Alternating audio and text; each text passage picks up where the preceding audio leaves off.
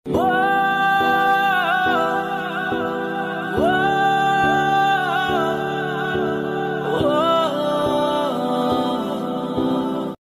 ছোট লোক, এদিকে আয়।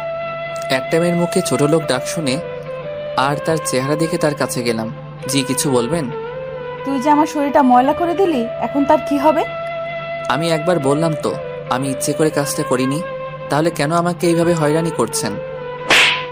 ছোট লোকের বাচ্চা, তোর সাহস কি করে হয় যে আমার মুখের উপর রাগ দেখিয়ে কথা বলার?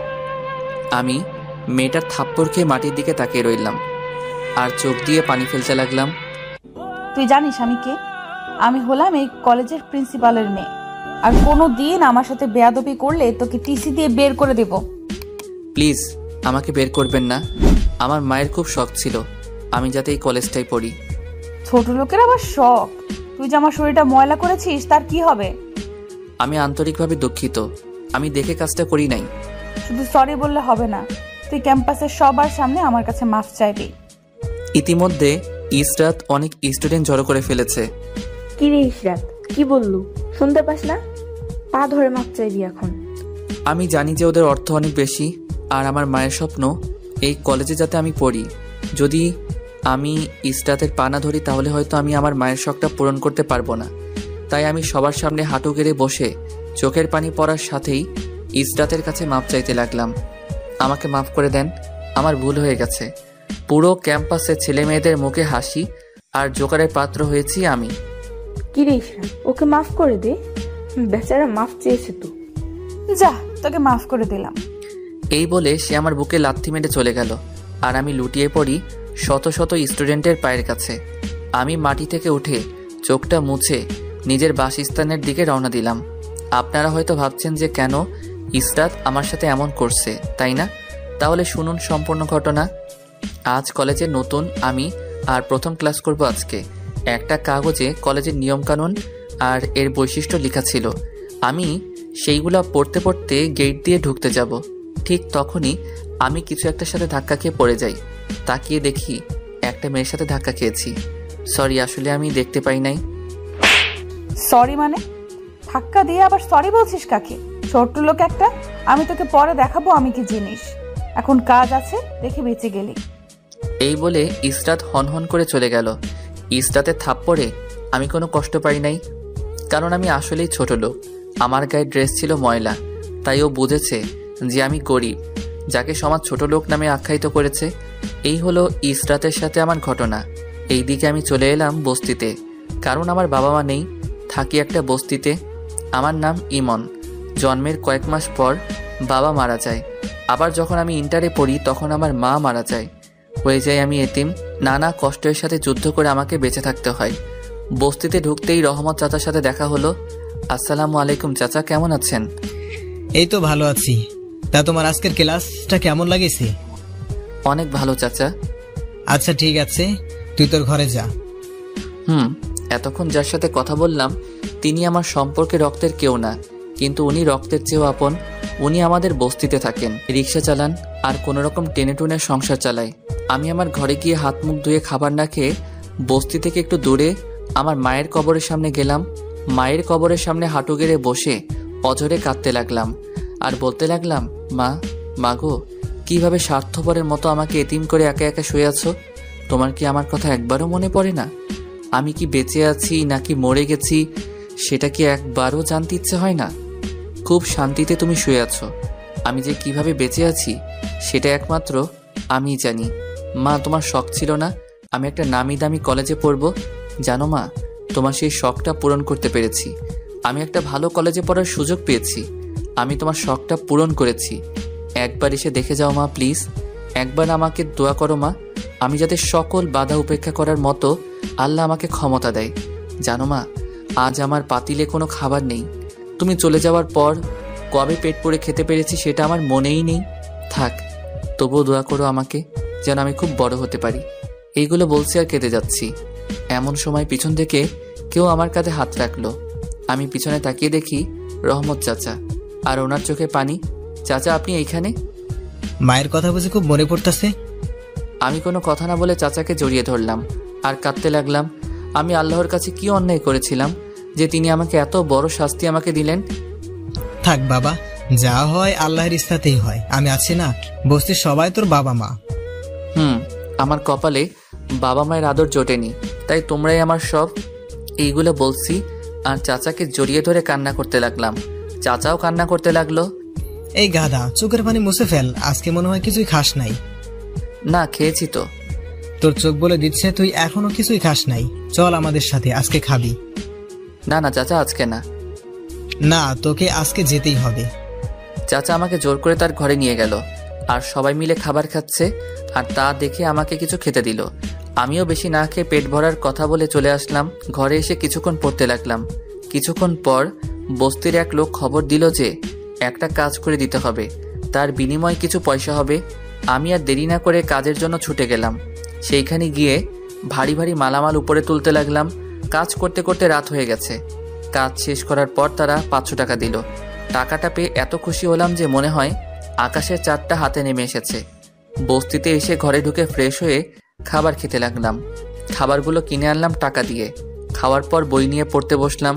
পড়তে পড়তে গভীর রাত হয়ে গেছে, তাই পড়া শেষ করে দ্রুত ঘুমিয়ে গেলাম। পরের দিন কোনো মতে একটা জামা পরে কলেজের উদ্দেশ্যে রওনা দিলাম। গেট দিয়ে ঢোকার সময় পিছন থেকে একটা ছেলে ডাক দিল। আমি তাকিয়ে দেখি একটা ছেলে আমার দিকে আসছে। আপনি কি আমাকে ডাকছেন? তোমাকেই ডাকছি। বলুন, কি বলবেন আপনি? চলো এদিকে গিয়ে বসি, তারপর না হয় বলা যাবে। ওকে, তাহলে চলুন। আমি আর ছেলেটা এক জায়গায় গিয়ে বসলাম। আচ্ছা, কালকে দেখলাম নুসরাত আপনাকে নানাভাবে অপমান করছে, কিন্তু কেন? আমি যে গরিব, আমি যে ছোট লোক, তাই করেছে। গরিব হয়েছে তো কি হয়েছে, তুমি তো মানুষ। আচ্ছা, তোমার পরিবার সম্পর্কে কিছু বলবে আমাকে? কিন্তু আমি তো আপনাকে চিনি না। আমি তোমার সাথে এক ক্লাসে ক্লাস করি, হয়তো তুমি খেয়াল করো না। হয়তো। বলবা তোমার পরিবার সম্পর্কে? আমার পরিবার বলতে শুধু একটা বস্তি আছে, আর কিছুই নেই। মানে? শুনতে চান আমার জীবনের সুখগুলা? চাই। তাহলে শুনুন। ছেলেটিকে সব বলে দিলাম।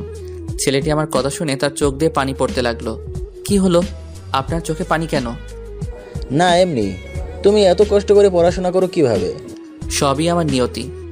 তো আজ থেকে আমি তোমার ফ্রেন্ড, তুমি কি আমাকে ফ্রেন্ড বানাবে? আপনি আমার মতো ছোট লোকের সাথে ফ্রেন্ডশিপ করলে আপনাকে অনেক অপমানিত হতে হবে। কেউ আমাকে কিছু বলবে না, তুমি রাজি কিনা ফ্রেন্ড হতে? ওকে, তা তোমার নাম পরিচয় তো কিছুই জানি না। আমার নাম তানভীর, আর আমার বাবা একজন ব্যবসায়ী। ও। আজকে থেকে আমাদের ফ্রেন্ডশিপের মাঝে শুধু তুই থাকবে, তুমি আর আপনি মুছে যাবে। ওকে, চল এখন ক্লাসে চল। চলো। আমি আর তানভীর ক্লাসের দিকে হাঁটা ধরলাম। দূর থেকে গতকালের মতো ইসরাত আবার ডাকছে। দোস্ত, তুই আজকে যাস না, ওরা তোকে অপমানিত করবে।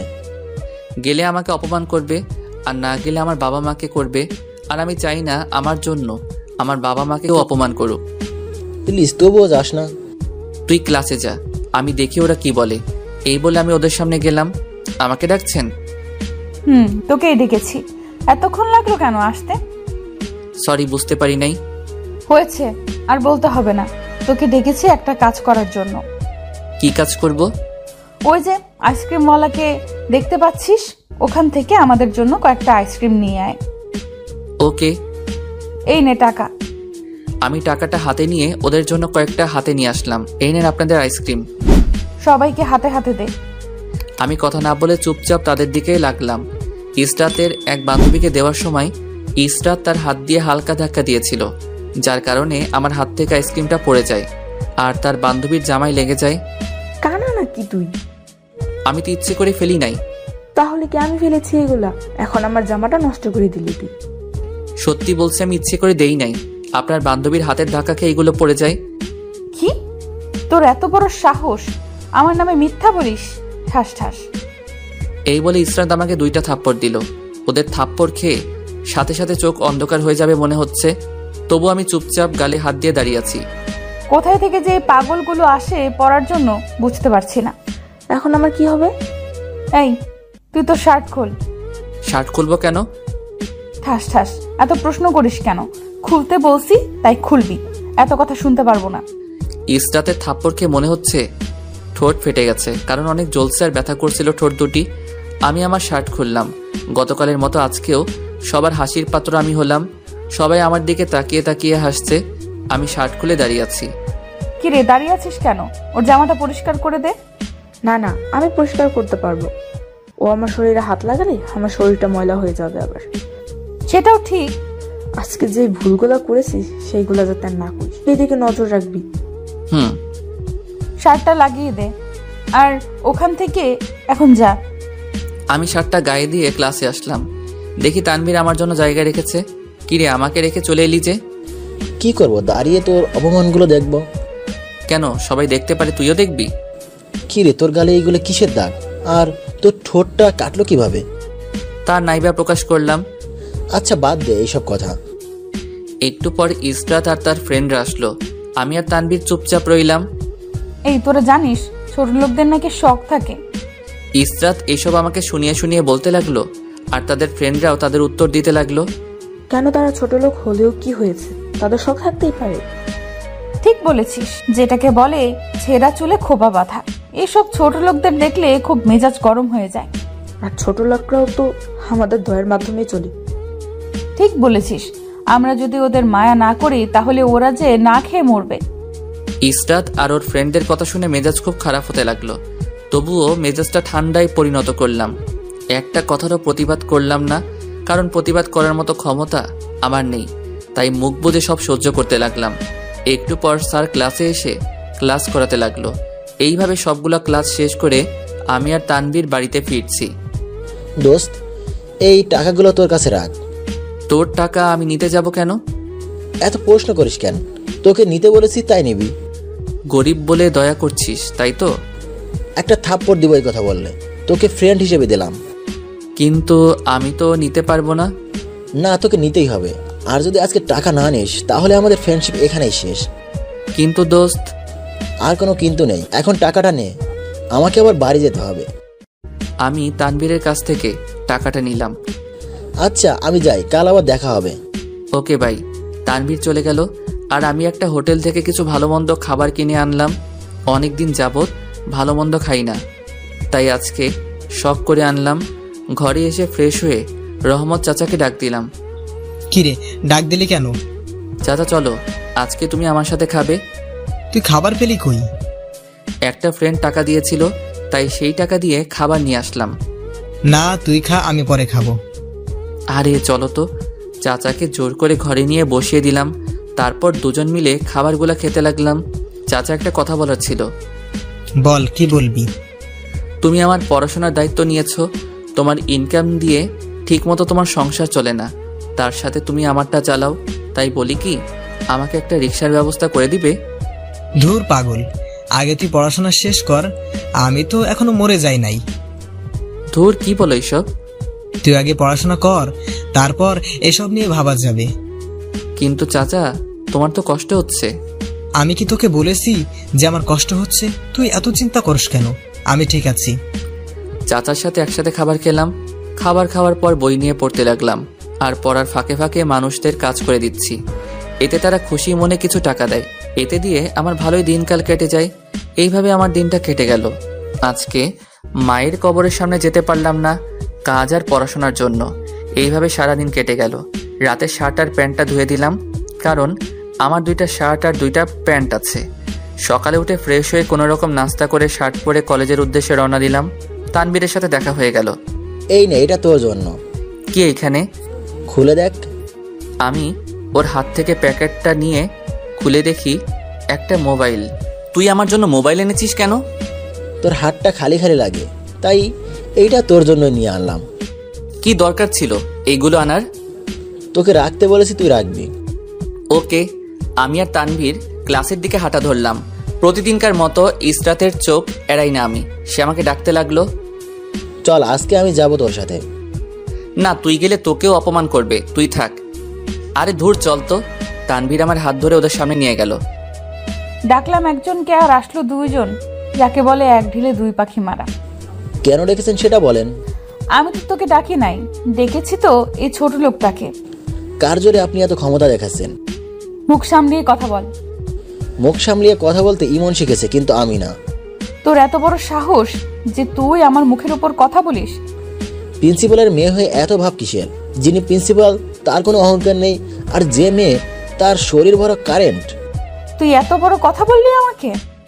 ইসরাত যেই তানভীরকে থাপ্পড় দিতে যাবে, তানভীর ঠিক তখনই ওর হাত ধরে ফেলে। আমার ভাগ্য ভালো যে আমি হিজড়াদের উপর হাত তুলি না, তাই আপনি বেঁচে গেলেন। কি? ইশরাত হিজড়া? আমি তোকে পরে দেখিয়ে দেব। আমাকে তো এখনো চিনেন নাই, তাই এইভাবে কথা বলছেন। কে তুই? আমার পরিচয় না হয় পরেই জানবেন, আর আশা করি ইমনকে অপমান করবেন না। আমি এতক্ষণ ওদের কথাগুলো শুনছিলাম, তাই এইবার আমি কিছু না বললে খারাপ কিছু হয়ে যাবে। তানভীর, তুই ক্লাসে যা তো। ক্লাসে যাব মানে এইখানে না দাঁড়িয়ে ক্লাসে যা। তুই চল আমার সাথে। আসছি, তুই যা। কিন্তু কোনো কিন্তু না, তোকে যেতে বলেছি তাই তুই যা। তানভীর আর কিছু না বলে চলে গেল। দেখুন, আমি তানভীরের হয়ে আপনার কাছে মাপ চাচ্ছি। ও হয়তো রাগের বশে কিছু বলে ফেলেছে, আপনারা কিছু মনে করবেন না। সব তোর জন্য হয়েছে। তোকে আজকেই আমি বের করে দেব কলেজ থেকে। প্লিজ আমাকে বের করবেন না। আমি আপনার দাস হয়ে থাকবো, তবু আমাকে বের করবেন না। ইসরাতের পা ধরে কথাগুলো বললাম। ইসরাত আমাকে উঠিয়ে, তোর সাহস কি করে হয় আমাকে টাচ করার? আজকে যে আমি করব সেটা আমি নিজেও জানি না। প্লিজ মাফ করে দিন। যা এখান থেকে, ছোট লোক একটা। আমাকে কিছু বলতে না দিয়ে ইসরাত চলে গেল। আমি আর তানভীর ক্লাসে এসে ক্লাস করতে লাগলাম। ক্লাসে সবাই আছে, কিন্তু ইসরাত নেই। এই ব্যাপারটা খেয়াল করেও তানভীরকে কিছু বললাম না। কিছুক্ষণ পর প্রিন্সিপাল স্যারের পিএ ক্লাসে আসলো। তোমাদের এখানে তানভীর কে? পিএর কথা শুনে তানভীর উঠে দাঁড়ালো আর বলল, আমার নাম তানভীর, কি হয়েছে? প্রিন্সিপাল স্যার আপনাকে ডাকছে। ওকে, চলুন। পিএ এর সাথে তানভীর প্রিন্সিপাল স্যারের রুমে হাঁটা ধরল। এইদিকে ক্লাসের ছেলেমেয়েরা বলাবলি করছে যে যাদের একবার প্রিন্সিপাল স্যার ডাকে তাকে নাকি একেবারের জন্য বহিষ্কার করে দেওয়া হয়। এই কথাগুলো শুনে আমার প্রাণ যেন বের হয়ে যাচ্ছে। তানভীরের জন্য খুব খারাপ লাগছে। আজ আমার জন্য বেচারার এই অবস্থা। অন্যদিকে স্যার, আসবো? আসো। তানভীর প্রিন্সিপালের রুমে ঢুকে দেখে ইসরাত এক কোণে দাঁড়িয়ে আছে। তানভীরের বুঝতে কষ্ট হলো না যে এইগুলো ইসরাতের চক্রান্ত। বাবা, এই ছেলেটা আমার সাথে খুব বাজে ব্যবহার করেছিল আর আমাকে টিস করছিল। প্রিন্সিপাল স্যার আমার দিকে মুখ তুলে তাকাতেই চমকে উঠলেন। আরে আসাদ, তুমি? আপনি তো আমাকে ডেকে পাঠিয়েছেন। ইরশাদ বলল যে তুমি নাকি ওকে টিস করেছো। স্যার, আমি আপনার সব প্রশ্নের উত্তর দেব। আগে আপনাকে কয়েকটা প্রশ্ন করব, যদি অনুমতি দেন। ওকে, করতে পারো। স্যার, আপনার মেয়ে ইসরাত যতগুলো ছেলের নামে বিচার দিয়েছিল সবার নামে টিস করার অপরাধ উল্লেখ করছে, তাই না? হ্যাঁ, তাই তো। স্যার, আপনি চোখে দেখতেই অন্ধ হয়ে গেলেন। মানে কি বলতে চাইছো তুমি? স্যার, আমি বলতে চাই যে আপনি এই কলেজের প্রিন্সিপাল, আর এই কলেজে পড়ার স্বপ্ন নিয়ে অনেকে ছেলেই আসে। সবার আর্থিক অবস্থা এক থাকে না। কেউ খুব বড় লোক থাকে, আবার কেউ খুব অহংকারী বেয়াদব থাকে, আবার কেউ খুব গরিব থাকে। যাদের আপনার মেয়ে নাম দিয়েছে ছোট লোক, যখন এরা পড়াশোনার জন্য আসে তখন এই আপনার মেয়ে তাদের ফলো করে আর তাদের ব্যাকগ্রাউন্ড নিয়ে আজে বাজে মন্তব্য করে আর তাদের সাথে বাজে ব্যবহার করে। যদি তারা প্রতিবাদ করে তাহলে বলে যে কলেজ থেকে নাকি বের করে দেবে। কিরে ইসরাত, আসাদ যা বলছে তা কি সত্য? আসাদ কি এখানে? ও হচ্ছে এই কলেজের প্রতিষ্ঠাতার মধ্যে একজন প্রতিষ্ঠার ছেলে। ওকে আসাদ, জানি না ইসরাত তোমার নামে কি মন্তব্য করেছে। তুমি এখন ক্লাসে যাও, ব্যাপারটা আমি দেখছি। যদি আপনার মেয়ে আর একবার কারোর সাথে খারাপ ব্যবহার করে, আশা করি আপনার মনটাকে শক্ত করে টিসি এর ব্যাপারটা সাইন করে দিবেন। এই বলে তানভীর চলে এলো। আর এইদিকে ক্লাসে আমার টেনশনে পাগল হয়ে যাওয়ার মতো অবস্থা। হঠাৎ তানভীর স্যারের কাছ থেকে অনুমতি নিয়ে ক্লাসে ঢুকলো। সবাই বলাবলি করছে যে হয়তো বহিষ্কার করে দিয়েছে। অবাক করে দিয়ে তানভীর আমার পাশে বসে হাসতে লাগলো। কিরে, কি হয়েছে? সব পরে বলছি, আগে ক্লাসটা শেষ করে নিই। ওকে। ক্লাস শেষ করে আমি আর তানভীর বাহিরে গেলাম। এইবার বল কি হয়েছে। শোন তাহলে। তানভীর আমার কাছে সব প্রকাশ করলো। ভাইরে, তোর সাহসকে আমি স্যালুট জানাই। হয়েছে হয়েছে, তুই এখন বাড়িতে যা। ক্লাসগুলো আর করবি না? না, আজকে আর সেগুলো করবো না। তাহলে তুই যা, আমার ক্লাসগুলো করা দরকার আছে। তানভীর আমাকে বিদায় দিয়ে চলে গেল। আমি ক্লাসে ঢুকলাম, তখন দেখি ইসরাত ক্লাসে তার ফ্রেন্ডদের সাথে হাসি মুখে কথা বলছে। আমি সেই দিকে না দাঁড়িয়ে চুপচাপ আমার আসনে চলে আসলাম। ইসরাত আগের মতো আমাকে নিয়ে ঠাট্টা করতে লাগলো আর হাসি মজা করতে লাগলো। কোনো রকম ক্লাসগুলো শেষ করে আমি বস্তির দিকে রওনা দিলাম। ক্যাম্পাস থেকে বের হওয়ার সময় দেখলাম ইসরাত আমার দিকে আসছে। আমি দেখেও না দেখার ভান করে আছি। চুপচাপ হাঁটতে লাগলাম। হঠাৎ সে আমার গায়ের সাথে ইচ্ছে করে ধাক্কা খায় আর নিজেই মাটিতে পড়ে যায়। ইসরাত মাটি থেকে উঠেই, তোর সাহস কি করে হলো যে তুই আমাকে আবার ধাক্কা দিয়েছিস? আমি তো ইচ্ছে করে ধাক্কা দেই নাই, আপনি তো দেখলাম ইচ্ছে করে ধাক্কা দিয়ে পড়ে গেলেন। তুই নিজে ধাক্কা দিয়ে এখন আবার আমার নাম দিচ্ছিস? ইসরাতের থাপ্পড় খেয়ে কাটা জায়গা দিয়ে আবার রক্ত পড়তে লাগলো। তবুও আমি চুপচাপ দাঁড়িয়ে আছি। একবার তোকে শিক্ষা দিয়েছিলাম, তোর সেটা মনে নেই? এমন সময় ইসরাতের ফ্রেন্ডরা ওর কাছে আসলো। কি হয়েছে ইসরাত এখানে? এই ছোট লোকটা আমাকে আবার ধাক্কা দিয়ে ফেলে দিয়েছে। ওর সাহস দেখলে আমরা অবাক হয়ে যাই। ও আগেও একবার করেছিল, উচিত শিক্ষা দিয়েছিলাম, এখন আবার করেছে। দেখিস না, এখন আবার শিক্ষা দিয়ে রক্ত বের করে দিয়েছি। এতেও শিক্ষা হবে না। আচ্ছা এখন না, এটা শাস্তি ওকে কাল দিব। সেটাই ভালো। ইসরাত ও তার ফ্রেন্ডরা চলে গেল আমার সামনে থেকে। আমি বস্তিতে ঢুকতেই রহমত চাচার সাথে দেখা। কিরে, তোর এই অবস্থা কেন?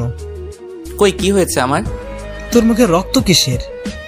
ও রক্ত, মানে বল কি হয়েছে?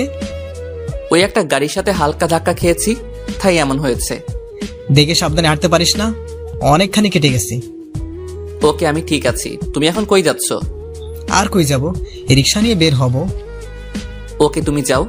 আমি আমার ঘরে এসে ফ্রেশ হয়ে খাবার খেতে গিয়েও পারলাম না, কারণ কাটা জায়গায় জ্বলছে। তাই না খেয়ে শুয়ে রইলাম আর তানভীরের দেওয়ার মোবাইলটা টিপতে লাগলাম। হঠাৎ তানভীর কল দিল। হ্যালো, কে বলছেন? এই আমি তানভীর বলছি। কি রে, তুই কি মোবাইলের ভিতর সিম কার্ড দিয়েছিলি নাকি? কেন, তুই দেখোস নাই? মাত্র দেখলাম। কি করস এখন? শুয়ে আছি, আর কি করব। খাবার খেয়েছিস? মাত্র খেলাম। ওকে বাই, পরে কথা বলবো। মাত্র কল দিলে আবার কেটে দিবি? তোর খবর নেওয়ার জন্য কল দিয়েছি, কিছু বলবি তুই? না, কি বলবো। Okay bye. বাই। কল কেটে দিয়ে একটু ঘুমানোর চেষ্টা করলাম। পেটের ক্ষুধার জ্বালায় ঘুম আসছে, তাই উঠে ব্যথাকে উপেক্ষা করে কিছু খাবার খেয়ে নিলাম। খেয়ে ঘুমিয়ে গেলাম। বিকেলে ঘুম থেকে উঠে অজু করে মায়ের কবরের সামনে গিয়ে কবরটা জিয়ারত করে আসলাম। কিরে, কবর জিয়ারত করছিলি বুঝি? তোর মায়ের দোয়া আর আমাদের ভালোবাসার তোর সব সময় সাথে ছিল, আর আছে, আর থাকবে। আজকে রিক্সা নিয়ে বের হলে না? গিয়েছিলাম, হঠাৎ করে শরীরটা খারাপ লাগছিল, তাই আজকে আর চালামো না। কেন, কি হয়েছে তোমার? মাথাটা ঘোরাচ্ছিল। এখন ঠিক আছো তো? এখন ঠিক আছে, আগের থেকে একটু ভালো আছি। বেশি খারাপ হলে রিক্সা চালানোর দরকার নেই। একটুবার রাত হয়ে যাইব, তুই এখন ঘরে গিয়ে পড়তে বস। ঘরে এসে পড়ার সময় একজন বলে গেল একজন বাসা পাল্টাচ্ছে, সেইখানে কিছু লেবার লাগবে। আমি পড়া বন্ধ করে সেখানে গেলাম। গিয়ে তাদের মালামালগুলো এক জায়গা থেকে আরেক জায়গায় নিয়ে যেতে লাগলাম। কাজ করতে করতে রাত হয়ে গেছে, তাই তারা আমাদেরকে রাতে খাবার দিয়েছিল আর সাথে কিছু পারিশ্রমিক দিয়েছে। আমি সেইগুলো এনে ঘরে এক জায়গায় রেখে দিয়েছি। বই খুলে আবার পড়তে লাগলাম। পড়া শেষ করতেই গভীর রাত হয়ে গেছে, তাই দেরি না করে ঘুমিয়ে গেলাম। সকালে হালকা কিছু খেয়ে কলেজের উদ্দেশ্যে চলে গেলাম। ক্যাম্পাসে আমি আর তানভীর হাঁটাহাঁটি করছি। এমন সময় ইসরাত ও তার ফ্রেন্ডরা আমাকে ডাকতে লাগলো। দেখছিস কতটা বেয়াদব আর বেহাইয়া হলে তোকে আবার ডাকে। তুই চুপ থাক। একবার আমাকে বাঁচাতে গিয়ে অপমান হয়েছিস, তাই আমি চাই আমার এই ব্যাপারে তুই নিজেকে আড়াল করে রাখবি। দোস্ত, এরা তোকে এভাবে অপমান করবে আর আমি নিজেকে আড়াল করে রাখবো? এইটা আমার ব্যাপার। তুই এখন ক্লাসে যা, আমি দেখব। না, আমি যাব না। যদি না যাস তাহলে এই নে তোর মোবাইল, থাকবে না আমার সাথে তোর ফ্রেন্ডশিপ। এইভাবে বলতে পারলি? প্লিজ তুই ক্লাসে যা। তানভীর কিছু না বলে ক্লাসে চলে গেল। আমি ইসরাত আর তার ফ্রেন্ডের সামনে গেলাম। বলুন। তোকে তানভীর কি বলেছিল? সেটা আপনাদের না জানলেও চলবে। দেখেছিস ছোট লোকের কি তেজ কথার। সেটা তো দেখতেই পেলাম। কাল যে আমাকে ধাক্কা দিয়েছিলি, তার কি হবে? আমাকে তো মেরেছেন, আর কি লাগবে আপনাদের? আচ্ছা, তোর কি লজ্জা শরম নেই? তোকে এত অপমান করি, তবুও তুই এখানে পড়ে আছিস। আরে, ও একবার বলেছিল না যে ছোট লোকের মায়ের নাকি শখ হয়েছে এই কলেজে পড়তে। দেখেছিস ও শরীর থেকে কত গন্ধ বের হচ্ছে, বমি আসছে আমার। তুই ঠিকই বলেছিস। দেখছিস না একটা শার্ট পরে বারবার কলেজে আসে। সেটাই, ওকে দেখলে আমার শরীরটা ঘিনঘিন করে। যা, তোকে আজকে কিছু করলাম না, তুই ক্লাসে যা।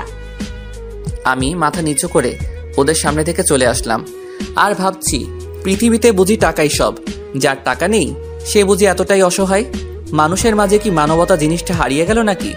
আজ আমি এতিম বলে সবার হাসির পাত্র আমি। আজ আমাকে সহ্য করতে হচ্ছে নানা অপমান। আজ যদি আমার বাবা মা বেঁচে থাকতো তাহলে হয়তো এই দিনটা আমাকে দেখতে হতো না। বাবা মায়ের কথাটা ভাবতেই চোখটা ভিজে উঠল। ভেজা চোখ নিয়ে ক্লাসে গেলাম। কিরে কাঁদছিস কেন? হঠাৎ করে বাবা মায়ের কথা মনে পড়ল। আমি জানি ওরা তোকে এমন কথা বলেছে যে তোর বাবা মাকে স্মরণ করে দিয়েছে। না, তা নয়। দোষ তোর ছিল, তুই গেলি কেন ওদের কাছে? না গেলে ওরা আমাকে প্রতিনিয়ত অপমান করবে। যাওয়ার পর কি অপমান করে নাকি আদর করে? আচ্ছা বাদ দে। তানবীর আর কোনো কথা বলল না। কিছুক্ষণ পর ইসরাত ও তার ফ্রেন্ডগুলো ক্লাসে আসলো। আমি আর তানবীর চুপচাপ বসে আছি। ইসরাত আর তার ফ্রেন্ডগুলো আমাকে নিয়ে নানা বাজে কথা বলতে লাগলো। চল বাইরে যাই, এইখানে ভালো লাগছে না। চলো। আমি আর তানবীর বাহিরে গিয়ে 2 মিনিট ছিলাম। স্যার ক্লাসে ঢোকার কয়েক সেকেন্ড আগে আমরা ক্লাসে ঢুকলাম। আমি আর তানবীর ক্লাসগুলো করতে লাগলাম। কিছুক্ষণ পর ইসরাত দাঁড়িয়ে বলল, স্যার আমার একটা কথা বলার ছিল। বলো। স্যার আমার ব্যাগে টাকা ছিল কিছু, এখন সেগুলো নেই। সবাই এই কথা শুনে অবাক যে ক্লাসের মধ্যে টাকা চুরি করবে কে। সবাই চারদিকে বলাবলি করতে লাগলো। আমরা শুনেও না শোনার ভান করে আছি। ইসরাত, তোমার কি কাউকে সন্দেহ হয়? জি স্যার, আমার কয়েকজনকে সন্দেহ হয় যারা আমাকে প্রায় ফলো করে। ওকে, তুমি নিজে গিয়ে তাদের ব্যাগ সার্চ করো। ওকে। তারপর ইসরাত কয়েকটা ছেলেমেয়ের ব্যাগ চেক করলো। চেক করা শেষে ইসরাত আমাদের কাছে আসলো। তানভীর, তোমার ব্যাগটা দাও। আপনি আমার ব্যাগ চেক করবেন কেন? আমি কি চুরি করেছি নাকি? যদি তুমি চুরি না করো তাহলে ব্যাগ দেখাতে সমস্যা কোথায়? তবুও আপনাকে আমি আমার ব্যাগটা দিব না। স্যার, তানভীর ব্যাগ দেখাতে অস্বীকার করছে। কি হলো তানবীর, ওকে ওর কাজটা করতে দাও। Okay sir. তানবীর ইসরাতকে ব্যাগটা দিয়ে দিল। ইসরাত পুরো ব্যাগটা চেক করলো কিন্তু টাকা পেল না। তানবীরের ব্যাগ চেক করার পর ইসরাত আমার ব্যাগটা চাইলো। এই তোর ব্যাগটা দে। আমি কোনো কথা না বলে ব্যাগটা দিয়ে দিলাম। ইসরাত আমার ব্যাগটা ভালো করে চেক করতে লাগলো। কিছুক্ষণ পর সে তার হাতটা আমার ব্যাগ থেকে বের করলো আর সাথে কিছু টাকাও বের করলো। এটা দেখে সবাই আমার দিকে তাকিয়ে আছে। তানবীরও আমার দিকে তাকিয়ে আছে। পুরো ক্লাসটা যেন নীরব হয়ে গেছে। স্যার, আমি আমার টাকা এই চোরটার ব্যাগে পেয়েছি। ইসরাতের কথা আর আমার ব্যাগ থেকে টাকা বের করার দৃশ্য দেখে আমি পুরাই প্যারালাইজড হয়ে যাই। আমার মুখ দিয়ে কথা পর্যন্ত বের হচ্ছে না। স্যার বিশ্বাস করেন, আমি ওর টাকা চুরি করি নাই। ইমন, আমি তোমাকে এত ভালো জানতাম আর তুমি কিনা আজ আমার সত্যি খারাপ লাগছে যে আমার ছাত্র এই কাজ করতে পারে। প্লিজ স্যার, একবার বিশ্বাস করুন আমাকে, আমি ওর টাকা চুরি করি নাই। ওকে, তুমি বসো। আর স্টুডেন্ট, এটা আমাদের ক্লাসের ঘটনা, তাই এটা যাতে বাহিরে না ছড়ায় সেই দিকে খেয়াল রাখবা। স্যার নিজের ক্লাস করাতে লাগলো আর আমি টিপে টিপে চোখের পানি ফেলছি আর ভাবছি আজ আমি সবার সামনে চোর হয়ে গেলাম, অথচ এই টাকা আমি টাচও করি নাই। আমি জানি কেউ আমার কথা বিশ্বাস করবে না, কারণ আজ আমি সবার সামনে চোর হয়ে গেলাম। এইগুলা ভাবছি আর চোখের পানি ফেলছি। এখনো অনেকে আমাকে নিয়ে নানান কথা বলছে। স্যার ক্লাস নিয়ে চলে গেল আর আমি আমার ব্যাগটা নিয়ে বাহিরে চলে আসলাম। আসার সময় ইসরাত ও তার ফ্রেন্ডরা চোর চোর বলে বেড়াচ্ছিল। আমি ব্যাগ নিয়ে ক্যাম্পাসের এক কোণে বসে কাঁদতে লাগলাম। কিছুক্ষণ পর কেউ একজন আমার কাঁধে হাত রাখলো। আমি পিছনে তাকিয়ে দেখি তানভীর দাঁড়িয়ে আছে। আমি ওকে কিছু না বলে চুপচাপ বসে রইলাম। আমি জানি তুই চুরি করস নাই, ওই বেয়াদবটা তোকে ফাঁসিয়েছে। আমার মরা মায়ের কসম খেয়ে বলছি দোস্ত, আমি চুরি করি নাই। জানি আমি। যখন তুই আর আমি বাইরে গিয়েছিলাম তখন ওরা তোর ব্যাগে টাকা ঢুকিয়ে দিয়েছিল। আজ আমি সবার সামনে চোর হয়ে গেলাম। ইসরাত আমার সাথে এমন কেন করে? আমি তো তার কোনো ক্ষতি করি নাই। কে বিশ্বাস করুক বা না করুক, আমি তো জানি যে তুই চুরি করস নাই। ইসরাত তার বাবার কারণে এত ক্ষমতা দেখাচ্ছে। জানিস দোস্ত, আমিও পারতাম ইসরাতের প্রতিবাদ করতে। আমি আমার মরা মায়ের কথা মনে করলে সব রাগ পানি হয়ে যায়। নিজের মনটাকে আরো শক্ত কর আর বাঁচতে শিখ মাথা উঁচু করে। এই কথা হয়তো তুই তোর মতো ছেলের জন্য বলেছিস, কিন্তু আমার মতো ছেলের জন্য বলিস নাই। এটা সবার জন্য বলছি। আমি এখন কিভাবে কলেজে আসব? সবাই আমাকে এখন চোর হিসেবে চিনে। মন খারাপ করিস না, তুই এখন বাসায় যা। তুই ক্লাস করবি? না, আজকে করবো না, তুইও করিস না। ওকে। তানভীরের কাছ থেকে বিদায় নিয়ে আমি বস্তির দিকে হাঁটা দিলাম। আজকে বস্তিতে না গিয়ে আগে মায়ের কবরের সামনে গেলাম। মায়ের কাছে মনের সব সুখ প্রকাশ করতে লাগলাম। মাগো, কেমন আছো? জানি না তুমি কেমন আছো, তবে আমি খুব ভালো আছি, কারণ আমার প্রতিটা শ্বাস প্রশ্বাসের সাথে কষ্ট মিশে আছে। যখন তুমি ছিলে তখন তুমি আমাকে একটা ফুলের টোকাও লাগতে দাও নাই। আজ আমার থাকার কথা রাজপ্রাসাদে, আর আমি থাকছি একটা ময়লার বস্তিতে। জানো মা, তুমি মারা যাওয়ার পর তোমার মা বাবা আর ভাইয়েরা আমার থেকে সব সম্পত্তি কেড়ে নিয়ে আমাকে রাস্তায় বের করে দিয়েছিল। এতে আমার কোনো কষ্ট নেই, কারণ আল্লাহ আমাকে মাথা লুকাবার মতো জায়গা দিয়েছে। আজ অভাবের কারণে আমি চোর হয়েছি, যেটা ছিল আমার নামে মিথ্যা অপবাদ। মাগো, তুমি তো কখনোই আমাকে চুরি করতে শিখাও নাই, তাহলে আজকে কেন আমি সবার সামনে চোর হলাম? কেন সবাই আমাকে নিয়ে হাসতে লাগলো? তুমি আমাকে কেন একা রেখে গিয়েছো? থাক, আর কিছু বলবো না। আল্লাহ যাতে তোমাকে জান্নাতুল ফেরদৌস দান করে সেই দোয়া করি। এই বলে মায়ের কবরটা ধরে কাঁদতে লাগলাম। এইভাবে কতক্ষণ কেঁদেছিলাম মনে নেই। কবরের কাছ থেকে উঠে মাকে বিদায় দিয়ে বস্তির গলিতে ঢুকতেই চাপা কান্না ভেসে আসতে লাগলো। ভালো করে আওয়াজটা খেয়াল করলাম। আওয়াজটা রহমত চাচার ঘর থেকে আসছে, তাই দেখার জন্য রহমত চাচার ঘরে ঢুকলাম।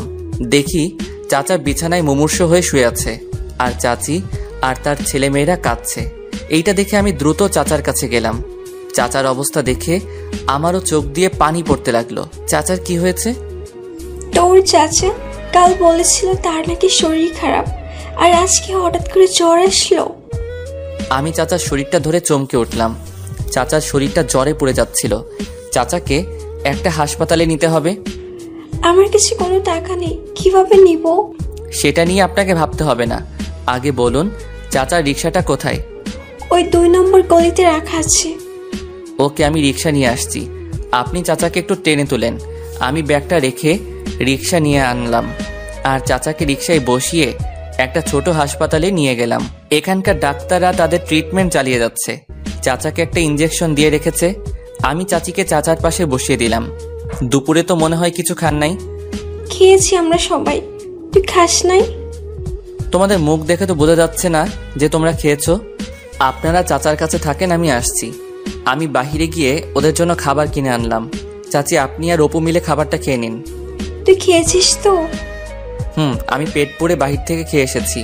আর এই নাম্বারটা রাখেন, এটা আমার নাম্বার। কিছু দরকার হলে ফোন করে বলবেন। কেন, তুই কই যাচ্ছিস?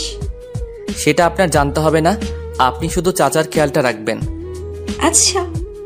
আমি বাহিরে একটা নিরিবিলি জায়গায় আসলাম, আর ভাবতে লাগলাম আজ সারাদিন পেটে কিছু পড়ে নাই। চাচার মেডিসিন আর খাবারের পিছনে সব টাকা খরচ হয়ে গেল। এখন কি করব? মাথায় কিছু ঢুকছে না। কোথায় থেকে টাকা জোগাড় করব কিছুই বুঝতে পারছি না। আচ্ছা, চাচার রিক্সাটা চালালে তো কিছু টাকা জোগাড় হবে। তাই 7-5 কিছু না ভেবে চাচার রিক্সাটা নিয়ে বেরিয়ে পড়লাম। সারাদিন রিক্সা চালালাম। রাতে বাহিরে অল্প কিছু খেয়ে ওদের জন্য কিছু খাবার নিলাম। চাচার কেবিনে গিয়ে দেখি চাচার জ্ঞান এসেছে। চাচা, আপনার এখন কেমন লাগছে? ভালো লাগছে, কিন্তু তুই কোথায় গিয়েছিলি? গিয়েছিলাম একটু বাহিরে। আমার জন্য এত কষ্ট কেন করতে গেলি? কি পাগলের মতো বলছো? আমি আবার কিসের কষ্ট করলাম? তুই আজ সারাদিনে খাবার খেয়েছিস? মাত্র খেলাম, আর আপনাদের জন্য নিয়ে আসলাম। তুই টাকা পেলি কোথায় থেকে? মানে বল, কোথায় পেলি? তোমার রিক্সা চালিয়েছিলাম সারাদিন। তুই রিক্সা চালিয়ে আমার জন্য এসব করেছিস?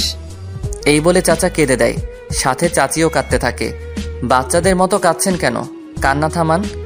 দেখেছো এই ছেলে আমার জন্য কি কি করেছে? এখন বেশি কথা না বলে চুপচাপ খেয়ে নিন, আমাকে আবার বস্তিতে ফিরতে হবে। ওকে, তুই গিয়ে পড়তে বস। কোনো সমস্যা হলে আমাকে জানাবেন। আচ্ছা, জানাবো। তারপর আমি চলে এলাম বস্তিতে। হাসপাতাল থেকে বস্তিতে চলে এলাম, আর কিছু টাকা চাচির হাতে দিয়ে আসলাম। বলা তো যায় না কখন দরকার হয়ে পড়ে। বস্তিতে এসে ঘরে ঢুকে পড়তে লাগলাম। আজ সারাদিন কাজ করতে করতে পড়ার দিকে মন দেওয়া হয় নাই, তাই পড়া শেষ করতে করতে রাত প্রায় পেরিয়ে যাবে। পড়া থেকে উঠে আর ঘুমালাম না, হালকা রেস্ট নিলাম। সকালে উঠে না খেয়ে চলে গেলাম কলেজে। কেন জানি না আজ কলেজে যেতে মন টানছে না, কারণ আমি যে সবার কাছে চোর হয়ে গেলাম। লজ্জার কারণে ক্যাম্পাসে আড্ডা দিলাম না। আমি আর তানভীর চলে আসলাম ক্লাসে। কেউই আমার দিকে তেমনভাবে তাকাচ্ছে না, বা কেউ আমাকে নিয়ে কোনো মন্তব্য করলো না।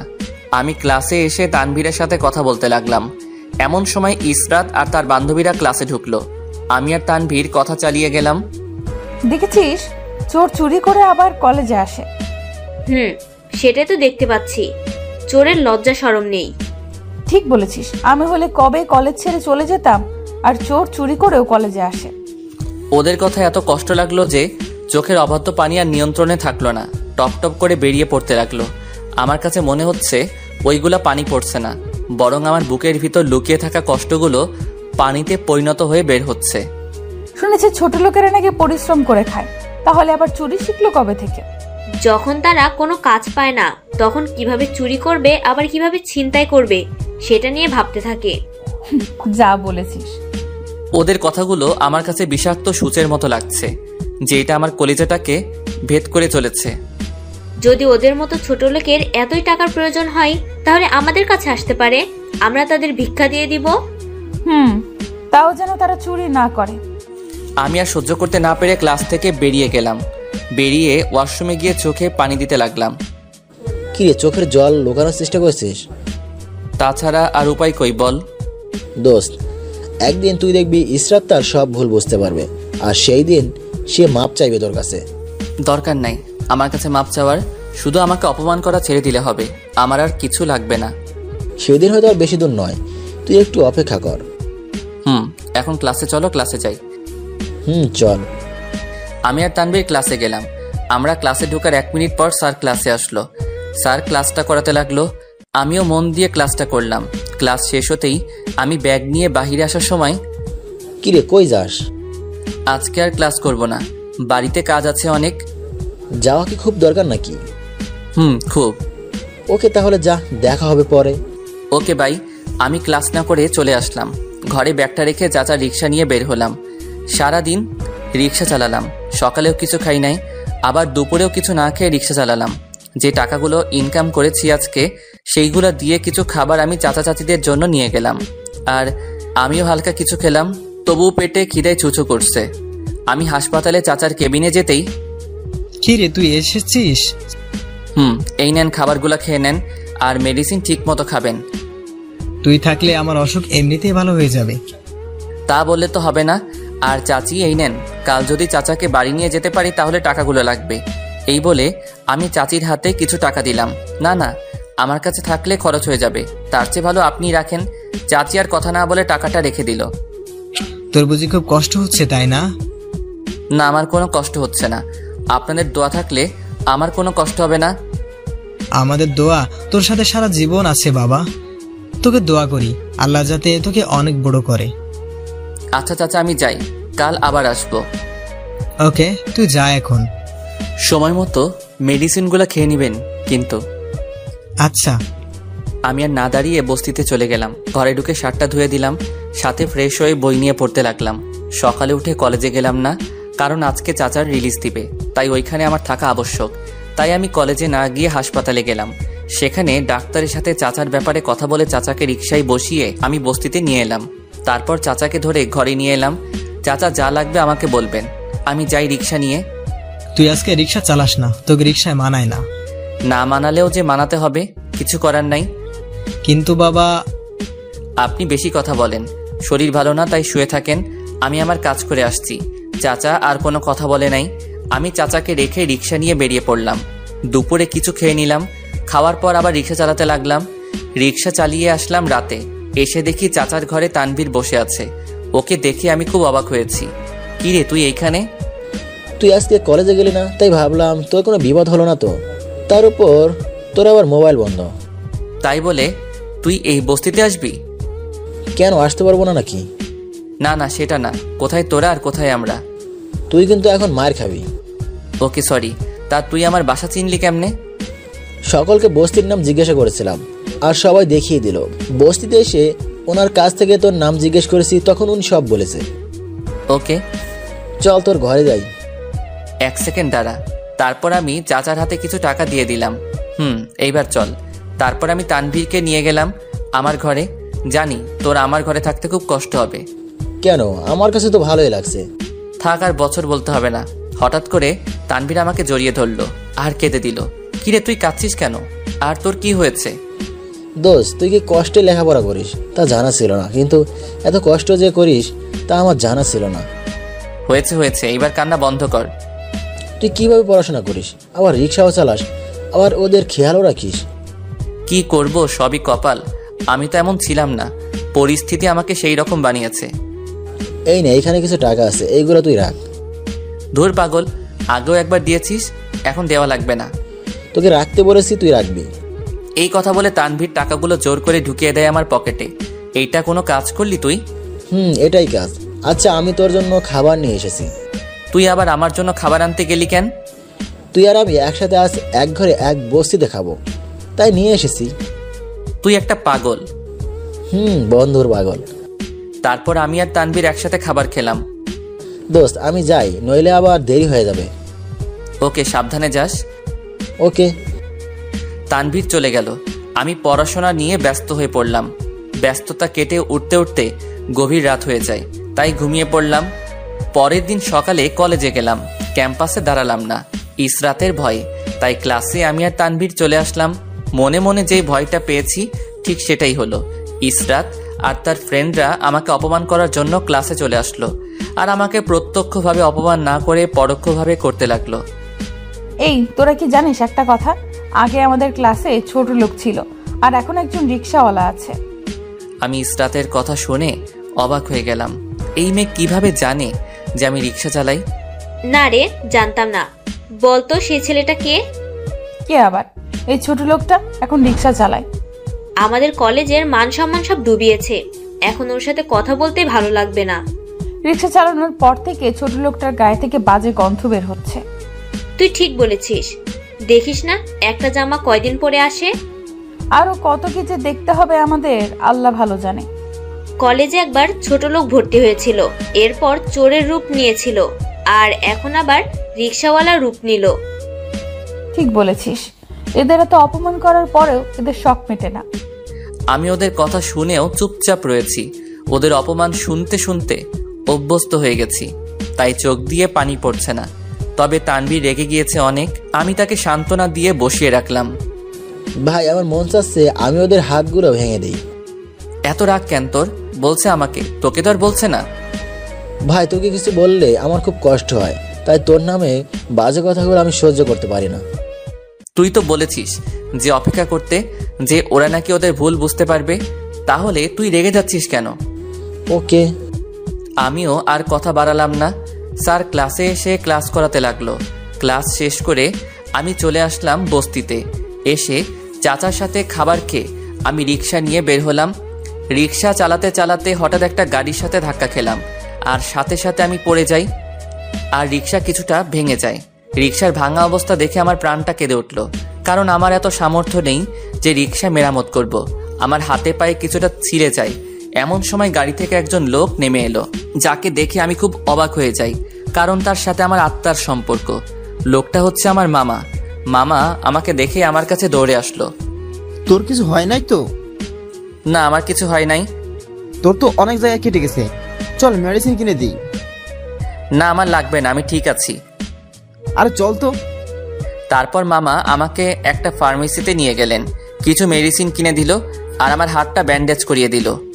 তোর সাথে আমাদের কিছু কথা ছিল। কিন্তু আমার কোনো কথা নেই তোমাদের সাথে। প্লিজ একবার আমার সাথে চল, প্লিজ। মামা এমনভাবে অনুরোধ করতে লাগলো যে আমি না গিয়ে আর পারলাম না। মামা আমাকে গাড়িতে বসিয়ে বাড়িতে নিয়ে গেল, যেই বাড়িতে আগে আমি আমার মা আর বাবা থাকতাম। আজ সেই বাড়িতে মামার পরিবার থাকছে। মামা আজ হঠাৎ করে সেই বাড়িতে নিয়ে গেল। বাড়িটাকে দেখে চোখটা ভিজে উঠল, তবু মনকে শক্ত করে বাড়ির ভিতরে গেলাম। আমাকে দেখে নানি খুব খুশি হয়ে গেল। তিনি আমায় জড়িয়ে ধরে কান্না করে দিলেন। আমি কিছুই বললাম না, কিন্তু মনের ভিতরে একটা খটকা রয়ে গেল। আজ হঠাৎ করে তারা কেন এইভাবে ভক্তি দেখাচ্ছে, মাথায় কিছু ঢুকছে না। তারা সবাই আমাকে একটা রুমে নিয়ে গেলেন, যেখানে একজন বয়স্ক লোক শুয়েছিলেন। আমি ভালো করে তাকিয়ে দেখি তিনি আর কেউ নয়, বরং আমার নানা। বাবা দেখো, ইমন এসেছে, এই পরিবারে বড় প্রদীপ জ্বলছে। নানা আস্তে আস্তে আমার দিকে তাকালেন আর হাত দিয়ে আমাকে কি জানি ইশারা করতে লাগলো। আমি তার কাছে গিয়ে তার বুকে মাথা রাখলাম। তিনি আমাকে নানান কথা বলল, সব কথা তার মুখে আটকে যাচ্ছে। তবুও অনেক কিছুই বলল। আমি পিস রোপালের আসামির ন্যায় দাঁড়িয়ে আছি আর তাদের আচরণগুলো দেখতে লাগলাম। দেখলাম নানা আমাকে ধরে কেঁদে দিয়েছেন। তারপর তারা সবাই আমাকে নিয়ে একটা রুমে বসলো। দেখো ইমন, আমরা তো তোর সাথে অনেক খারাপ ব্যবহার করেছি, তোকে তোর ভাই থেকে বের করে দিয়েছি, প্লিজ আমাদেরকে মাফ করে দে। না না, এইভাবে বলবেন না। আমি এখন একজন রিক্সা চালক, তাই এইসবের যোগ্য আমি না। আমরা জানি তুই আমাদের মাফ করতে পারিস নাই। জানিস তোকে কেন এখানে ডাকা হয়েছে? না, কেন? তোকে বের করে দেওয়ার কয়েকদিন পর বাবা পরপর 2 বার স্ট্রোক করেন। অনেক ডাক্তার দেখিয়েছিলাম, কিন্তু তাতেও কোনো লাভ হয় নাই। বাবা মাঝে মাঝে খুব অদ্ভুত আচরণ করতেন, তাই আমরা একটা কবিরাজ এনে দেখিয়েছিলাম। তিনি বলেছিলেন যে বাবার কঠিন ব্যামো অসুখ হয়েছে, যখন তখন তিনি মারা যেতে পারে। শুধু তাই নয়, তোর নানা প্রতি রাতে তোকে স্বপ্ন দেখতো। তাই তোর নানা বলেছে যে মরার আগে কোনো পাপ করে যেতে চান না, তাই তিনি তোর সব সম্পত্তি তোর নামে করিয়ে দিয়ে গেছে। এখন আমি কি করব? আমি চাই তুই আমাদের সাথে থাক, আমরা আগের মতো একসাথে মিলেমিশে থাকবো। তা হয় না, আমার স্থান যে এখন বস্তিতে। আজ থেকে তুই এইসবের মালিক, আর তুই চাইলে আমাদের বের করে দিতে পারিস। ছি ছি, আপনারা তো আমাকে লজ্জা দিচ্ছেন। তোকে দেখে এখন আমরা তোর কাছে অপরাধী হয়ে গেলাম। না না, সে কথা বলবেন না। আমি পারবো না আপনাদের সাথে থাকতে। কেন? তুই জানিস আমি তোকে কত খুঁজেছি, সারা শহর খুঁজেছিলাম তোকে আমি। মামা, আপনি যে রিক্সাটা ভেঙেছিলেন তার কি হবে? একজন গরিব চাচা রিক্সা ছিল ওইটা। আজকে আমি ওই চাচাকে একটা অটো কিনে দিব। ওকে, তাহলে আমি যাই এখন। সে কি, কোথায় যাবে এখন? বস্তিতে, সেটাই যে আমার ঠিকানা। তুই আমাদের সাথে থাকবি না? আমি আসবো সেই দিন, যেদিন আমি বিয়ে করে ঘরে বউ তুলবো। দাঁড়া, তোকে একটা জিনিস দেব। কি? এই নে ক্রেডিট কার্ড, যখন টাকা লাগে তুই তুলে নিবি। না না, টাকা আমার দরকার নেই। এইগুলো সব তোর টাকা, আমার না, তাই তোকে নিতে বলছি। কিন্তু মামা। আর কোনো কিন্তু না, তুই এখন চুপচাপ কার্ডটা নে। আমি আর কথা না বলে কার্ডটা নিলাম। আজ আমার অনেক খুশি লাগলো যে আমি আবার আমার পরিবারকে ফিরে পেয়েছি। যেখানে আমার রিক্সা ছিল, আমি সেইখান থেকে কোনো মতে রিক্সাটা ঠেলতে ঠেলতে মেরামত করতে দিলাম। রিক্সা ঠেলার সময় ইসরাত আমাকে দেখে ফেলেছে আর আমাকে ফলো করতে লাগলো। ইসরাত আমাকে যে ফলো করছে সেটা আমি টের পেলাম না। দেখি ছোট লোকটা কি কি করে আজকে, ওর পরিবার কি, কই থাকে, সব জানবো আর কলেজে অপমান করতে পারবো। ইসরাত আমাকে ফলো করতে লাগলো। আমি বস্তির দিকে হাঁটা ধরলাম। বস্তির পাশে ছিল মায়ের কবর। একটা পুকুর থেকে অজু করে এসে মায়ের কবরটা জিয়ারত করলাম। ছোট লোকটা কার কবর জিয়ারত করছে, কে মারা গেল তার? জিয়ারত শেষে মায়ের কবরের সামনে বসলাম। কি হলো, ও আবার এখানে বসলো কেন? আমি মায়ের কবরের সামনে হাঁটু গেড়ে বসে পড়লাম আর মায়ের কথা মনে পড়তেই অঝরে কাঁদতে লাগলাম। এই কি, ছোট লোকটা আবার কাঁদছে কেন? এইখানে কাঁদার কি আছে? দেখি পরে কি করে। আমি মায়ের কবরের সামনে বলতে লাগলাম, আমি খুব ভালো আছি, আমাকে নিয়ে তুমি চিন্তা করো না। জানো মা, আজ আমার জীবনে সবচেয়ে খুশির দিন, কারণ আজ আমি আমার পরিবারকে আবার ফিরে পেয়েছি। থাক, সেই কথা না হয় আজকে বলবো না। মা গো, তুমি আমাকে দোয়া করো, আমি যাতে অনেক বড় হতে পারি। মা, তুমি আমাকে দোয়া করো, আমি যাতে কলেজের সকলের কাছে প্রমাণ করতে পারি যে আমি চোর নই। মা গো, আজ একটু আমাকে কাছে আসবে? তোমাকে আজ অনেক দিন হলো দেখি না, তোমার আদর পাই না, আজকে অনেক দিন। প্লিজ মা, আজকে একটু আমাকে আদর করবে? আমার বুকটা যে ফেটে যাচ্ছে। আমি যে আর মানুষের অপমান অবহেলা সহ্য করতে পারছি না। অনেকে আমার জন্য তোমাদের গালাগালি করে। মা, এর জন্য আমাকে মাফ করে দাও, মাফ করে দাও, মাফ করে দাও। এইগুলো বলছি আর চিৎকার করে কান্না করতে লাগলাম। এইদিকে ইসরাতের চোখ আর শুকনো রইল না, স্রোতের মতো বের হতে লাগলো তার চোখের পানি। আজ ইসরাত নিজেকে বড্ড অপরাধী মনে করছে। এইদিকে আমি কবরের সামনে থেকে উঠে বস্তির দিকে ঢুকতেই চাচার সাথে দেখা। কিরে, তোর কি হয়েছে? কই কিছু না তো। তাহলে তোর হাতে পায়ে ব্যান্ডেজ করা কেন? কিরে, বলবি তো কিছু? আসলে চাচা, হয়েছে কি, আজকে রিক্সাটা একটা গাড়ির সাথে ধাক্কা খেয়ে পড়ে যায়, তাই আমার এই অবস্থা। তোর কিছু হয় নাই তো বাবা? না না, আমার আর কিছুই হয় নাই। রিক্সা এখন কোথায়? গ্যারেজে দিয়ে আসছি। ওকে, তুই ঘরে গিয়ে খাবার খা, আমি একটু গ্যারেজে গিয়ে দেখি। এই বলে আমি ঘরে ঢুকলাম আর আমার অজান্তেই ইসরাত সব দূর থেকে দেখে নিয়েছে। চাচা ছেলেটি কে ছিল আপনি যার সাথে এতক্ষণ কথা বলেছিলেন? হার বইল না মা, ওর নাম ইমন। ও হচ্ছে এই পৃথিবীর সবচেয়ে অভাগা সন্তান। চলেন আমরা এক জায়গায় বসে কথা বলি। চলো। তারপর চাচা আর ইসরাত একটা গাছের নিচে বসলো। কিন্তু মা তুমি কে? তোমাকে তো চিনলাম না। আপনি আমাকে চিনবেন না, আমি ইমনের সাথে পড়ি। ও, তা আমার কাছে কি জানতে চাও? ইমনের পরিবার, সে কে, কি করে, এসব বলেন। ইমনের পরিবার বলতে এই বস্তি তার পরিবার। মানে জন্মের কয়েক মাস পর ছেলেটার বাবা মারা যায়, তার কয়েকদিন পর ওর মা মারা যায় একটা দুর্ঘটনায়। তাহলে ও কিভাবে নিজে পড়াশোনার খরচ দেয়? ওকে দেখে আমার খুব মায়া হয়েছিল, তাই আমি ওর দায়িত্ব নিয়েছি। এই বস্তির মানুষ ওকে কিছু খেতে দিলে ও খায়, নইলে না খেয়ে সারাদিন কেটে যায়। এইসব কথা শুনে ইসরাতের চোখ দিয়ে পানি পড়ে যায়। কি হলো মা, তুমি কাঁদছো কেন? কই না তো। আচ্ছা চাচা কোনো কাজ করতে পারে না? করে তো, মাঝে মাঝে টুকিটাকি কাজ করে। এই তো কয়েকদিন আগে আমার খুব জ্বর হয়েছিল, সে আমার রিক্সাটা চালিয়ে যে টাকা পেয়েছিল সেই টাকা দিয়েই আমার চিকিৎসা করিয়েছিল। ও, ছেলেটা অনেক ভালো। জানি না এমন ছেলে এই জগতে আর পাওয়া যাবে কিনা যে নিজের পড়াশোনা বাদ দিয়ে আমার জন্য এত কিছু করবে। থাক চাচা, আপনি কাঁদবেন না। ও হচ্ছে এতিম বাবা মায়ের ভালোবাসা ছেলেটা বেশি পায় নাই। ওকে কেউ কিছু বললে আমার খুব কষ্ট হয়। ওর বাবার কি কোনো সম্পত্তি ছিল না? ওর বাবা ছিল একজন বড় মাপের ব্যবসায়ী। তাহলে ইমন বস্তিতে কেন? ওর মা মারা যাওয়ার পর ওই পরিবারের লোকেরা ওর সম্পত্তি জোর করে দখল করে নেয় আর ওকে রাস্তায় বের করে দেয়। পরিবারের লোক যে এমন করতে পারে তা আমার জানাই ছিল না। আচ্ছা, তুমি গিয়ে ইমনের সাথে দেখা করে এসো। না না, আজকে না, আরেকদিন। তাহলে আমি যাই। আচ্ছা, সাবধানে যেও। ইসরাত জায়গাটি ছেড়ে দিল, কিন্তু ছেড়ে দিতে পারল না হাজার অনুতপ্ত হওয়ার কষ্ট। রাস্তা দিয়ে হাঁটছে আর ভাবছে, আমি কিভাবে ইমনের সাথে এত খারাপ ব্যবহার করলাম। দিনের পর দিন আমি ছেলেটাকে অপমান করলাম। পুরো কলেজের সামনে ছেলেটাকে চোর বানিয়ে দিলাম। ওকে অনেক কথা বলে অপমান করেছি।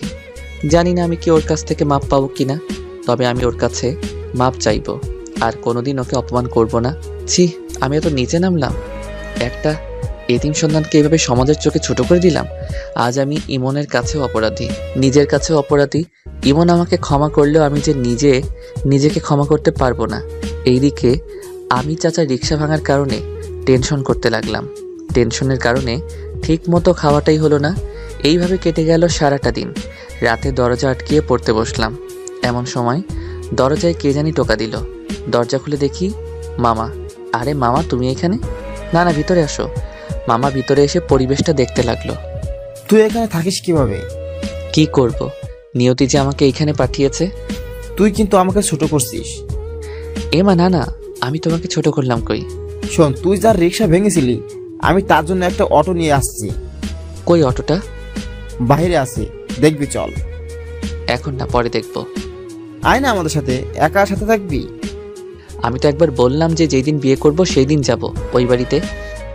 ওকে, তাহলে আমি এখন যাই, আমার কাজ আছে। ওকে, সাবধানে যেও।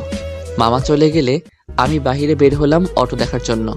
দেখলাম গলির সামনে একটা অটো ফুল দিয়ে সাজানো, অনেক সুন্দর একটা অটো রাখা। আমি দ্রুত রহমত চাচাকে ডাক দিলাম। চাচা, ও চাচা, কই আপনি? কি হলো, ডাকছিস কেন? এইখানে অটোটা কার? সেটাই তো, এটা তো আগে দেখি নাই। কি সুন্দর অটো রিক্সা। এইটা আপনার জন্য। মজা করার বয়সটা মনে হয় গেল না। সত্যি বলছি, এটা তোমার জন্য। আমার মামা নিয়ে এসেছে।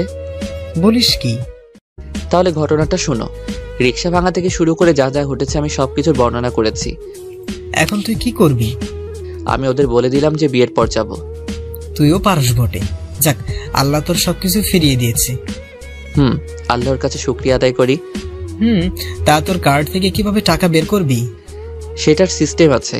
আগে বলো, তোমার কাছে অটোটা কেমন লাগলো? অনেক সুন্দর হয়েছে। তোমাকে আর কষ্ট করে পায়ে চেপে রিক্সা চালাতে হবে না। ওকে চাচা, আমি তাহলে ঘরে যাই। তুমি একটা তালা দিয়ে রাখো। ওকে। আমি আমার রুমে এসে পড়তে লাগলাম। অন্যদিকে, কিরে, খাচ্ছিস না কেন? কখন থেকে দেখছি তুই মনমরা হয়ে আছিস। মা, আজকে খেতে ভালো লাগছে না। তোর শরীর খারাপ নাকি? না, সব ঠিক আছে। আজকে খাবো না, আজকে মনটাই ভালো নেই। এই বলে ইসরাত তার ঘরে চলে গেল। আর দরজা আটকিয়ে কান্না করে দিল এই ভেবে যে সে একটা এতিম ছেলের উপর এতদিন অত্যাচার করলো। অথচ ইমনের বাবা মা নেই, সাথে তার পরিবারও নেই। বেচারা ঠিকমতো 3 বেলা খাবার খেতে পারছে না। এইসব ভাবছে আর নিজের ভুলের জন্য কাঁদতে লাগলো। মেয়েটার হঠাৎ কি হলো? সেটাই তো, বাইরে থেকে আসার পর থেকে দেখি মেয়েটা ভীষণ লাগছে। ওকে, আমি দেখবো ব্যাপারটা। এইদিকে আমি পড়া শেষ করে চাচার সাথে 2 মুঠো ডাল ভাত খেয়ে নিজের ঘরে চলে আসলাম। পরের দিন ক্যাম্পাসে তানভীরের সাথে হাঁটতে লাগলাম। দোস্ত, আমি আমার হারানোর সব কিছু ফিরে পেয়েছি। মাকে ফিরে পেয়েছিস? সেটা পেলে তো এই দুনিয়াতে সবচেয়ে সুখী ব্যক্তি আমি হতাম। এখন বল তুই কি কি ফিরে পেয়েছিস? তাহলে শোন কালকের কাহিনী। তানভীরকে আমি কাল কি কি হয়েছিল সব বলে দিলাম। বাহ, এইটা তো খুব খুশির খবর। ভাই আপনাকে ইশরাত আর তার বান্ধবীরা ডাকছে। হঠাৎ একটা মেয়ে এসে কথাটা বলে গেল। চল, আজকে আমি আবার যাব। বলেছিলাম না তুই এই ব্যাপারে কিছুই বলবি না? দেখ, তোর এখন সব হয়েছে, তাই ওরা তোকে অপমান করার যোগ্য না। আচ্ছা, আমি গিয়ে দেখি কি বলে। তুই আজ প্রতিবাদ করবি। দেখি তানভীরের কাছ থেকে ইসরাতের দিকে হাঁটা ধরলাম। কাছে গিয়ে কিছুটা অন্যরকম খেয়াল করলাম। দেখলাম ইসরাতের মন হয়তো খারাপ। কিরে, কিছু বলছিস না কেন? ছোট লোকটা তো এসেছে তোর কাছে। ঠাস ঠাস। ভেবেছিলাম থাপ্পড়টা আমার গালে পড়েছে, পরে দেখি না, আমার গালে মারেনি, ইসরাত তার বান্ধবীদের গালে মেরেছে। যেটা দেখে সবাই অবাক। সবচেয়ে বেশি অবাক হয়েছে তার বান্ধবী। কিরে, তুই আমাকে মারতে পারলি? পারলাম। তুই কোন সাহসে ওকে ছোট লোক বলেছিস? আমরা তো ওকে এই নামে ডেকে এসেছি। আর এই নামে কেউ ডাকবি না। ইসরাতের বান্ধবী আর আমি রীতিমতো অবাক হয়ে দাঁড়িয়ে রইলাম। আজকে ইসরাতের হলো কি, নাকি এটাও তাদের নতুন কোনো চাল? ইসরাত হঠাৎ করে আমার দিকে মায়াবী দৃষ্টিতে তাকালো। আমি চোখটা নামিয়ে ফেলি। এই, তোরা ইমনের কাছে মাফ চা এখন। আগে যা করেছিস তার জন্য মাফ চাইবি। কি বলছিস তুই এসব? তোর কথা তো কিছুই বুঝতে পারছি না। থাপ্পড় কি খাবি, নাকি কলেজ থেকে বেরিয়ে যাবি, নাকি মাফ চাইবি? ইসরাতের বান্ধবীরা আমার কাছে মাফ চাইতে লাগলো। আমি ইসরাতের কাণ্ড দেখে হা হয়ে দাঁড়িয়ে রইলাম। ইমন, তুমি ওদের মাফ করে দাও। দিয়েছি। হঠাৎ ইসরাত আমার হাতটা ধরে আরেক জায়গায় নিয়ে গেল। ওর প্রতিটা কাজ আমাকে আজ অবাক করেছে। ও আমাকে একটা নিরিবিলি জায়গায় আনলো। ইমন, আমি তোমার সাথে এতদিন অনেক খারাপ ব্যবহার করেছি, তোমাকে অপমান করেছি অনেক, সবার সামনে থাপ্পড় দিয়েছিলাম, পুরো কলেজে তোমাকে চোর বানিয়ে দিয়েছিলাম। প্লিজ তুমি আমাকে মাফ করে দাও। আমি ইসরাতের সাথে কি কথা বলবো এতটাই অবাক হলাম যে আমার মুখ দিয়ে কথা বেরোচ্ছে না। নাকি আমি স্বপ্ন দেখতে লাগলাম? কি হলো, আমাকে কি মাফ করা যায় না? আজকে আপনার কি হয়েছে? আপনার শরীর ঠিক আছে তো? আমি ঠিক আছি। প্লিজ তুমি আমাকে মাফ করে দাও। না না, আপনি আমার কাছে মাপ চাচ্ছেন কেন? আমার কারোর প্রতি কোনো রাগ নেই। তুমি রাগ করে এইসব বলতেছো। তুমি আজ আমাকে মাফ না করলে আমি সারা জীবন নিজের কাছে অপরাধী হয়ে থাকবো। সত্যি, আপনার উপর আমার সব রাগ অভিমান এখন চলে গেছে। এখন গেছে মানে? আপনি যে আপনার ভুল বুঝতে পেরেছেন এইটাই অনেক বেশি। তার জন্য আমি অনেক খুশি। আমি তোমাকে আর কষ্ট দিব না। দিলেন তো, নিজের শরীরটা নষ্ট করে। কিভাবে? একজন চোর, ছোট লোক আর রিকশাওয়ালার হাত ধরে নিজের পবিত্রটাকে কেন অপবিত্র করলেন? প্লিজ এইভাবে বলো না। আমি সত্যিই খুব অনুতপ্ত হয়েছি, নিজের ভুল বুঝতে পেরেছি। তুমি আমাকে মাফ করে দিও। বারবার মাপ চাচ্ছেন কেন? আপনি এতদিন যা করেছেন সব তো ঠিক করেছেন, তাহলে মাপ চাওয়ার কি আছে? আমি মানুষ চিনতে ভুল করেছি, তাই তোমাকে এত কষ্ট আর এত অপমান করেছি। এইবার তো বুঝতে পেরেছেন, তাহলে আমাকে আর বিরক্ত করবেন না। এই বলে আমি সেখান থেকে চলে আসলাম। পিছন থেকে ইসরাত অনেক ডেকেছে, আমি শুনেও না শোনার ভান করে চলে এসেছি। ক্লাসে এসে তানভীরের সাথে বসলাম। কিরে, আজকে অপমান করলো নাকি? কিরে, কি হয়েছে বলবি তো? একটা জিনিস খুব ভাবাচ্ছে আমাকে। কি, বল আমাকে। ইসরাতের এত পরিবর্তন কিভাবে আসলো? মানে সবকিছু খুলে বল। তানভীর তো আমার কথা শুনে অবাক হয়ে আছে। কি বলছিস কি এইসব? ইসরাত এইগুলো বলেছে? এইগুলা বলেছে। এইখানে কি ওদের কোনো চাল আছে নাকি? মনে হয় না। কিভাবে বুঝলি? ইসরাতের চোখের দিকে তাকিয়ে বুঝলাম ওর চোখ এইবার হয়তো কোনো মিথ্যার ছাপ নেই। ওকে, এইসব নিয়ে পরে কথা বলবো, এখন ক্লাস করি। সেটাই। একটু পর ইসরাত ও তার ফ্রেন্ডরা ক্লাসে ঢুকলো। আমাকে নিয়ে আর কোনো রসিকতা করলো না। আমি আমার মতো ক্লাসগুলা করতে লাগলাম। আমি আর তানভীর সবগুলা ক্লাস করলাম। ক্লাস করে আমি আর তানভীর ক্যাম্পাস দিয়ে হাঁটছি। প্লিজ ইমন, আমাকে মাফ করে দাও। হঠাৎ ইসরাত কোথা থেকে আসলো? আপনি আবার কেন আসলেন আমার কাছে? একবার কি আমায় মাফ করা যায় না? যেই ব্যবহার আপনি তানবীরের সাথে করেছেন সেটার জন্য কি আপনি মাপ পাওয়ার যোগ্য? ইসরাত কিছু বলতে যাবে ঠিক তখনই তানভীর আমার হাত ধরে টানতে টানতে বাহিরে নিয়ে আসলো। কিরে, এখানে আনলি কেন?